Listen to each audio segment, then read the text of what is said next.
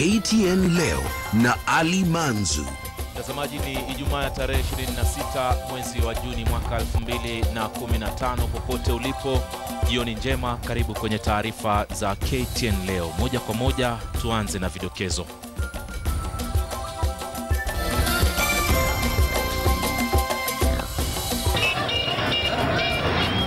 Wasiwasi wakumba familia nyingi katika kaunti ya Isiolo kufuatia kutoweka kwa watu. Je, wanatekwa na makundi ya magaidi? Waziri wa afya amfuta kazi mkuu wa hospitali ya Moi huko Eldoret na kumrejesha tena kazini. Je, ni kipi chaendelea katika hospitali hiyo? Alikuwa anakata mikono, akipiduka upande wa nyuma juu mtoto alikuwa kwa mgongo, anakata mtoto. Wanakijiji wamuua mtu aliyemuua mkewe katika kisa kingine cha mauaji ya familia katika kaunti ya Nyeri. Na michezoni, mkutano wa kila mwaka wa shirikisho la kandanda nchini FKF watibuka jijini Kisii.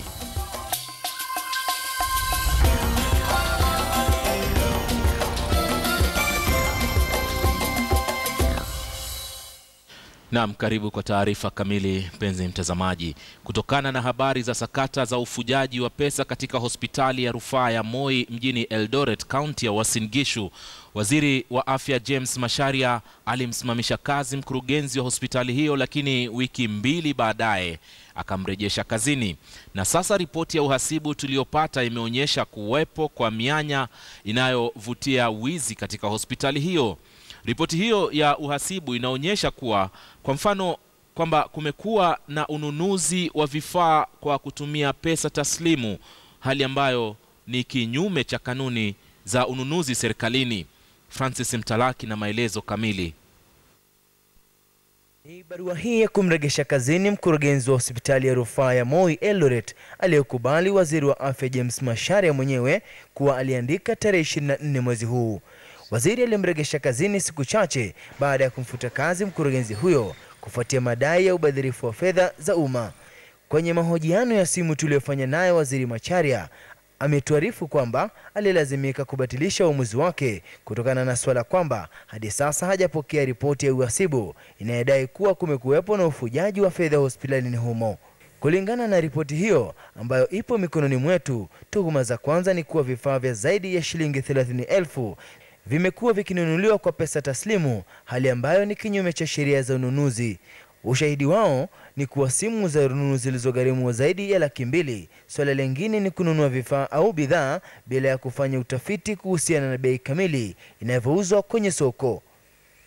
Kwenye mapendekezo ya ripoti hiyo, wanaolimbikiziwa lawama ni meneja wa usambazaji na ugavi bidhaa Julius Soraro, mhasibu mkuu Francis Kiprop na meneja wa fedha Thomas Ngetich. Lakini kulingana na waziri Macharia, bodi ya afya inatazamiwa kufanya mkutano hivi karibuni ambapo wataweza kujadili ripoti hii kwa kina na kutoa mapendekezo yao. Ni hapo iwapo mkurugenzi John Kibosia atapatikana kuhusika katika ufujaji wa fedha, basi sheria itachukua mkondo wake. Francis Mtalaki, KTN leo. Kaunti ya Isiolo imekumbwa na visa vya watu kupotea, huku jamaa zao za watu hao wakikumbwa na wasiwasi, hasa kwa kuwa hamna anayewapa majibu kuhusu walikokwenda. KTN imebaini kwamba karibu familia 14 katika kaunti ya Isiolo zimewapoteza wapendwa wao. Hamza Yusuf amewasili mjini Isiolo siku 3 baada ya kutoweka kwa mfanyi biashara mmoja, katika hali inayoibua wasiwasi kuhusu iwapo watendi wa Al-Shabaab wanaonyesha makali yao katika eneo hilo.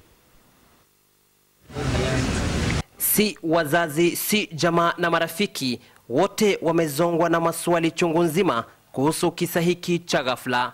Wamefikia wapi? Mfanyi biashara Mohamed Abdullahi kutoka eneo hili la Isiolo ndiye mwathiriwa wa hivi karibuni aliyetoweka siku 3 zilizopita.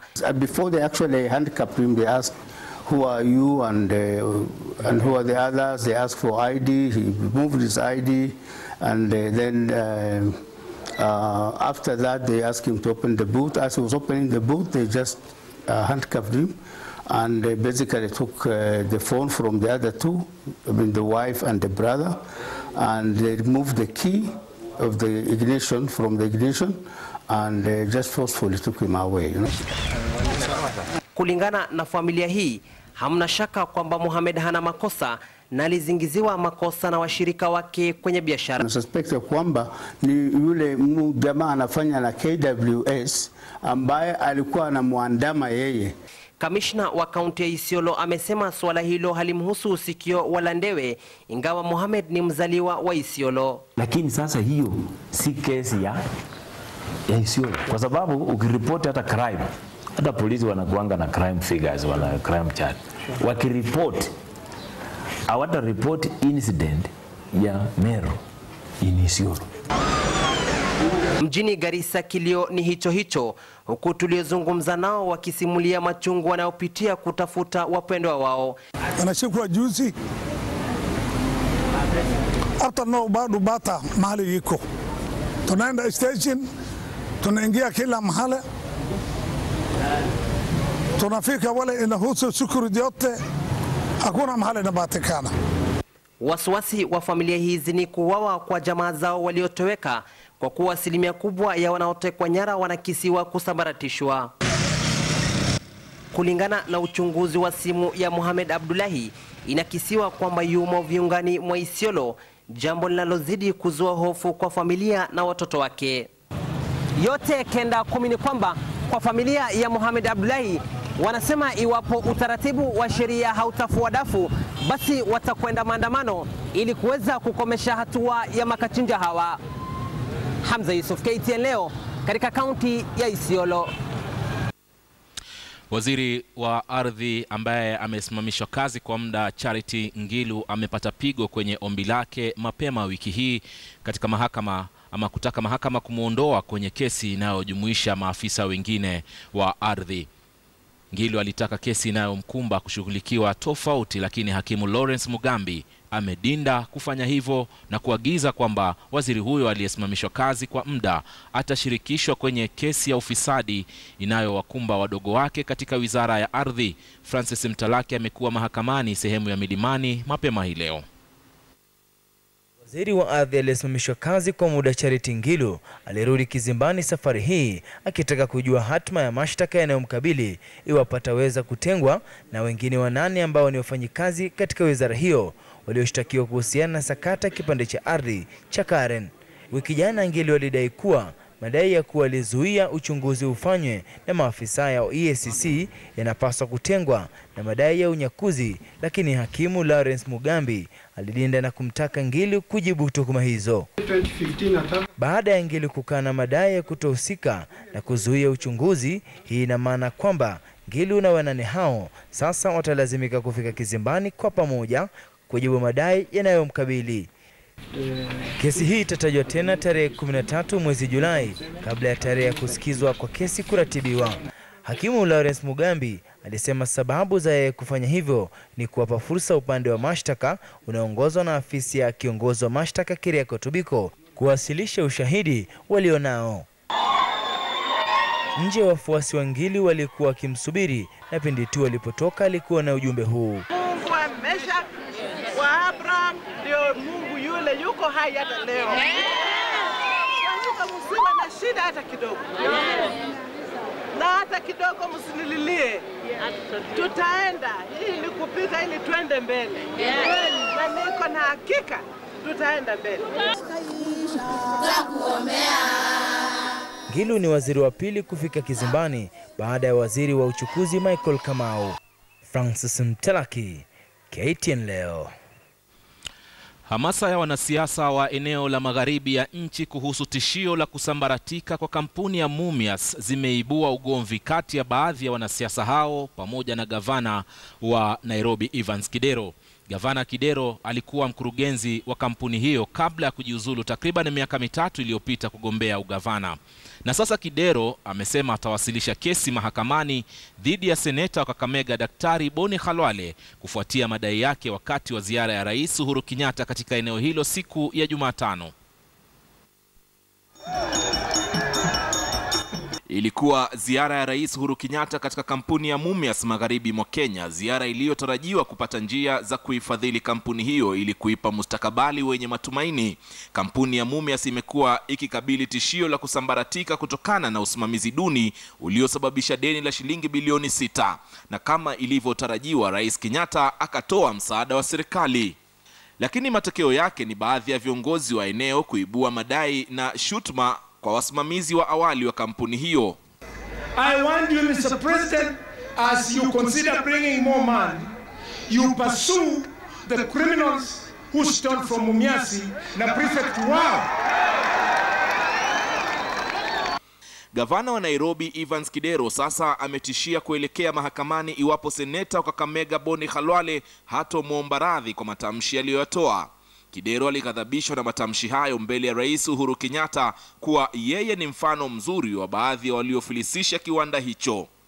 Wakili wa Kidero Tom Ojienda anasema ameamrishwa kuanzisha kesi ya kutaka seneta Khalwale kuchukuliwa hatua kwa kumchafulia jina endapo hataomba radhi ifikapo siku ya Jumatatu wiki ijayo. Maswali yameulizwa kuhusu walioifilisi kampuni ya Mumias ambayo ina deni la shilingi bilioni 6. And I want to be very clear. Na tumesema hadhara ya kwamba pesa ambaye tunatoa, tunataka muhakikishe hiyo mambo ya deni, hakuna mambo ya deni. Mulipe mkulima pesa yake yote, na kama kuna deni ambaye mko naye kwa vitabu yenu, njooni tukae tujue vile tuta write off, na ndio tuhakikishe ya kwamba mkulima apate haki yake in total. Rais Kenyatta aliamrisha tume ya ufisadi pamoja na afisi ya mkurugenzi wa mashtaka kuanzisha uchunguzi wa ubadhirifu wa fedha. Gavana Kidero amekanusha madai ya kuifuja kampuni ya Mumias na badala yake kujipiga kifua kwamba aliimarisha alipokuwa msimamizi.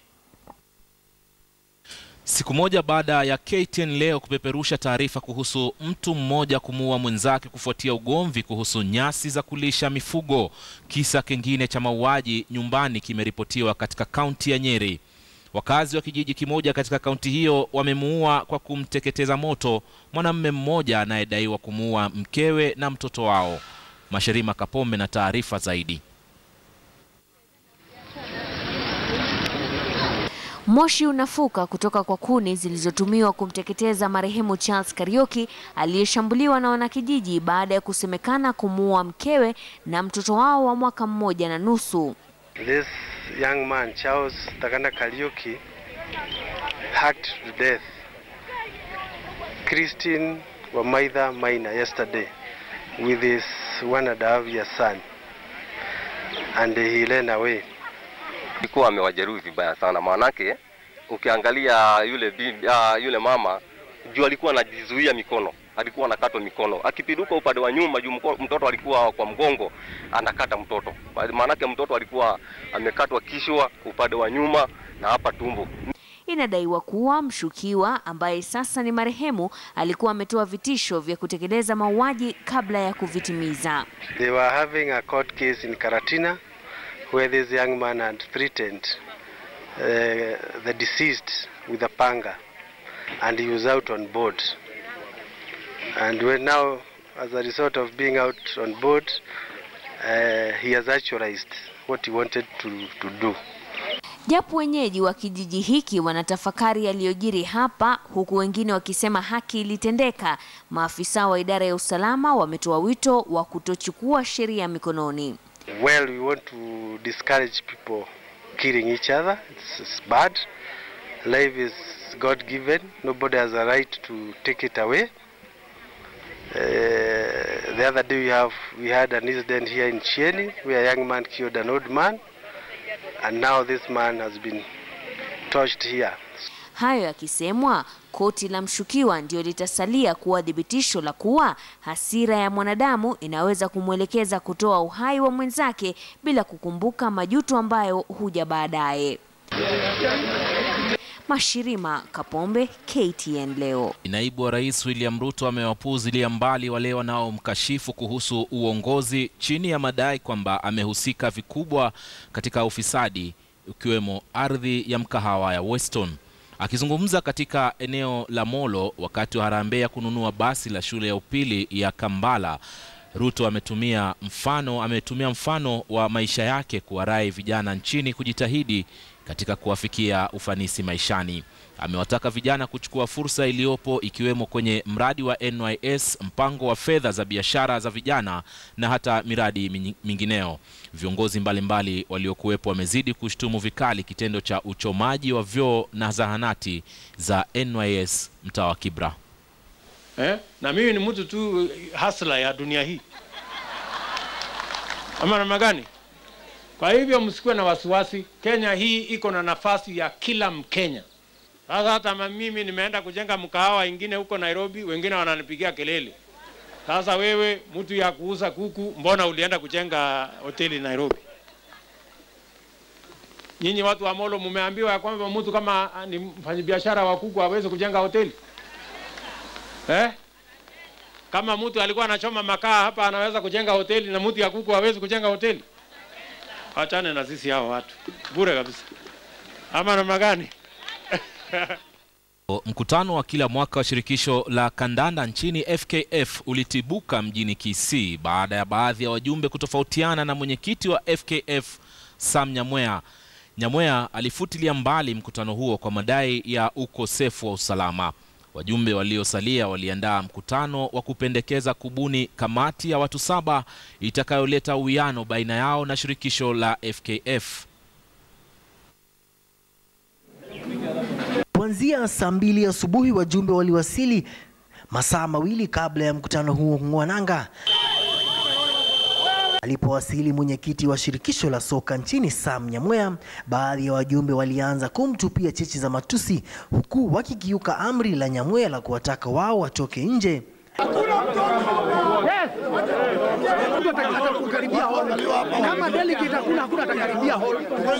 Ili wapate kukaguliwa kabla ya kuingia ndani ya ukumbi. Nyamweya baada ya majadiliano na wanachama wakuu wa FKF aliamua kufutilia mbali mkutano huo kwa madai ya ukosefu wa usalama. That prior to this meeting we have been having a group of people who have been having meetings.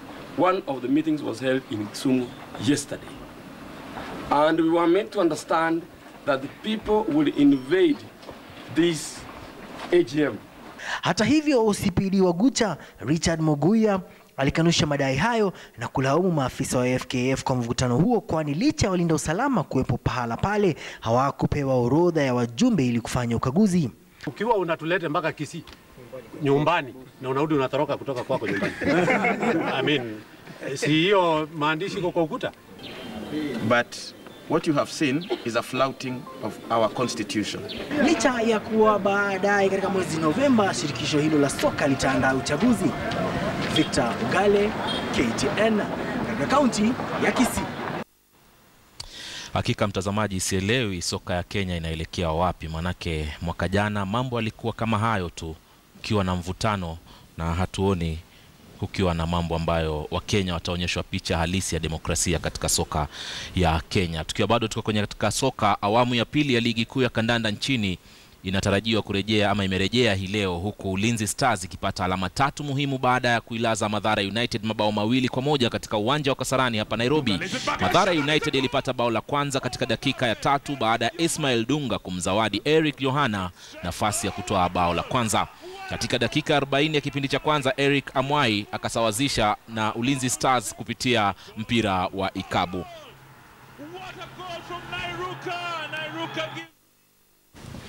Na kwingineko pia katika raga mtazamaji, timu ya Kenya ya raga wachezaji 15 itakuwa na kibarua kigumu wikendi hii kwenye mechi yake dhidi ya Tunisia ya kufuzu kombe la bara la Afrika. Kenya sharti ishinde mechi hiyo baada ya kulazwa na Zimbabwe alama 28-20 wiki mbili zilizopita. Mwanahabari Robinson Okenya anaarifu kwa kina. Timu ya Kenya ya raga wachezaji 15 itakuwa na kibarua kigumu wikendi hii kwenye mechi yake dhidi ya Tunisia. Simba sharti ishinde mechi hiyo ili kuboresha matumaini yake kufuzu ubingwa wa Afrika. Kenya ilipoteza mechi yake dhidi ya Zimbabwe wiki mbili zilizopita kwa alama 28-20 jijini Harare. Pigo hilo lilishusha Simba hadi nafasi ya 30 duniani kwa alama 54. Hii ni baada ya kupanda hadi nafasi ya 29 hapo awali ilipopata ushindi dhidi ya Ureno mwezi Mei. Licha ya Tunisia kurekodi matokeo mema kwenye mechi za awali dhidi ya Kenya, Mwaka huu vijana wa Jerome Power wote wana imani kwamba ushindi utakuwa wao. It is a must situation for Kenya, a must-win situation for Kenya. So whether we like it or not, we've got to make sure with our determinations, by the end of the game, that is the 8th minute, Kenya has won the game. It's a very big game for us because it's a must-win, and I believe in my boys. Everyone is ready, we have no injuries. Simba wanawahimiza mashabiki kujitokeza kuwapiga jeki kwenye mechi hiyo. Kenyans, we appeal to you to come and give you, we've never let you down, and on Sunday, we want to make sure everybody is happy by the end of the day. We encourage all the Kenyans to come and watch us play. We know we can't do this without you guys. Your support is really great, and this is our fault. Brian Nyikuli wa Strathmore atakiongoza kikosi cha Kenya huku Michael Okombe akirejea kikosini. Timu ya KCB inawakilishwa na wachezaji 8 huku Top Fry Nakuru ikiwakilishwa na wachezaji 5, ilhali Impala Saracens ikiwa na wachezaji 3 huku Kenya Harlequins ikiwa na 2. Robinson Okenye, KTN Michezo.